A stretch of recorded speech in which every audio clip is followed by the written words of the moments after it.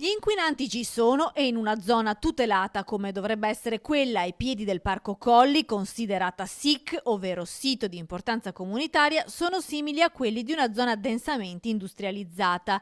Il comitato Lasciateci Respirare di Monselice ha incaricato un'associazione ambientalista senza scopo di lucro a valutare gli accertamenti svolti da ARPAV, all'indomani di un report che il comitato aveva divulgato, nel quale si evidenziavano livelli importanti di diossina in una gallina ruspante che viveva in un'area del Montericco vicino ad una scuola. Questa è un'area all'interno del Parco dei Coliugani, è un sito di importanza comunitaria. Possiamo dire che qui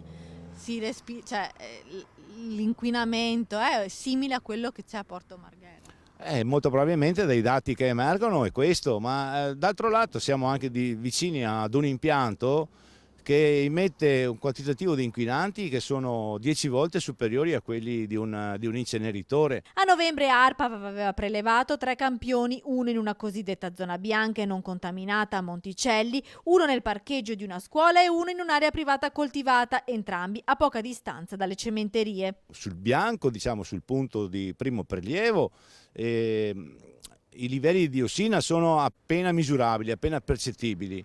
Quando andiamo nell'area, diciamo, di rastolamento della gallina troviamo livelli di presenza di 13 volte superiori e all'interno del cortile della scuola di 21 volte superiori, superando abbondantemente quelli che sono i livelli di attenzione.